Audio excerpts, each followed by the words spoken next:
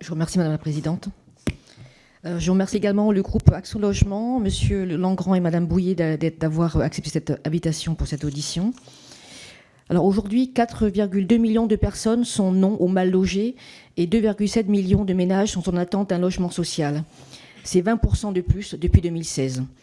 Face à cette crise, la décision du président Macron a été de l'accentuer encore davantage par une saignée sociale qui s'est traduite notamment par la baisse drastique des logements sociaux, moins de 83 000 agréments délivrés pour la construction en 2023 contre 123 000 en 2016. Est à constater également, totalement à contre-courant des besoins de la population, une diminution des aides à la construction, une baisse des aides personnelles au logement ou encore une ponction des bailleurs sociaux, et vous en avez subi les conséquences.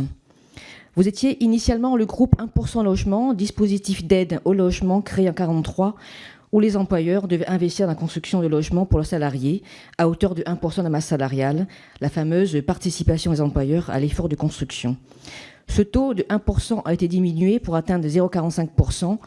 Votre nom a changé pour Action Logement. Peu à peu, les modifications et extensions conventionnelles ont fait éclater le budget alloué à l'investissement locatif social pur, un démantèlement pierre par pierre remettant en cause les différents statuts dont cette participation des employeurs à l'effort de construction. Vous, le monde HLM, appeliez à un sursaut de l'État l'an dernier à l'occasion de votre congrès annuel à Nantes. Cette année, au même rendez-vous à Montpellier, la situation s'est encore dégradée.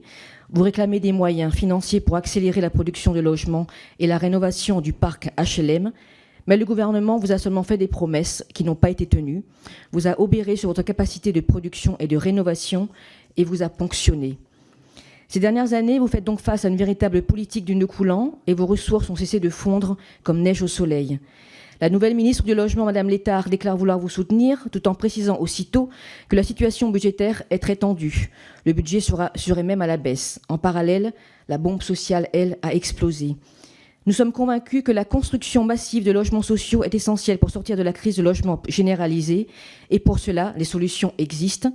Ainsi, ma question est donc la suivante. Que pensez-vous de réaugmenter la participation des employeurs à l'effort de construction à 1% de la masse salariale et de l'orienter directement vers l'investissement locatif social ? Je vous remercie.